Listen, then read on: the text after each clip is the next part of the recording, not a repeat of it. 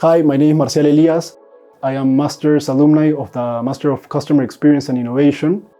And today I am going to tell about a promise I made myself 8 years ago when I was facing generalized anxiety. When I was a kid and a teenager, I thought I was invincible and that nothing would happen to me. But all of this changed when I was 19 years old and my first grandfather passed away. And that was the first time that I faced death. In Latin America, where I am from Peru, we have this education or this pressure that men can cry or can show their emotions, their negative emotions. And that's something that at the end affect a lot in my mental health. After I finished the university, my semester, I went up in the morning and I went to practice some sports as usual. Then I came back to my place, I take a shower, and then I went to the computer and I was talking with some friends throughout Messenger, and then this happens that I started to feel my heart beating really, really fast. And the worst thing that I did in that moment was to put on internet my symptoms. And of course, what I read, the first line was, "You are having a heart attack. In 5 minutes, you will probably pass away." So in that moment where I start to feel dizzy and my hands numb, I told my mother to take me to emergencies. I remember that trip to emergencies, to the clinic, was really, really slow.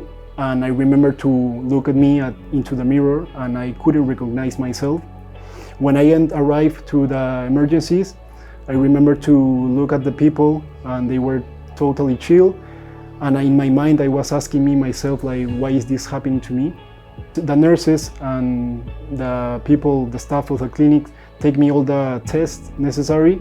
And at the end, they gave me the results. And they didn't charge me anything because they told me that what I have had was a panic attack. So from that day, I was totally aware that I was scared to have another panic attack. So I continued practicing sports as usual. Because in that moment, previous my panic attack, it helps me a lot to relax, to put my mind in another place. But then I started to feel a little bit uncomfortable when I go to parties, when I go to the cinema, when I went to go to traveling as well. I started to talk with my friends and family about how I feel. And it was really difficult to explain it because they didn't understand how it was possible, because I was doing the same. But in my mind, inside of me, I was feeling very anxious. There is this idea of that when a person feels not in a good mood, they tend to go to their comfort zone. But in my case, it was different. I want to live. I want to do things.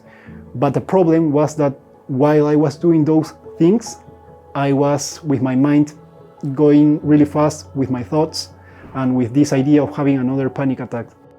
After 1 to 2 months, I decided to talk with my parents because this anxiety and thoughts and feelings were increasing and affecting my life.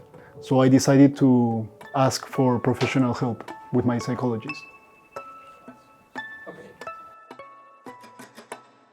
And at the same time, I developed the habit of reading. My psychologist told me that if I was not improving, I would be taking some medications.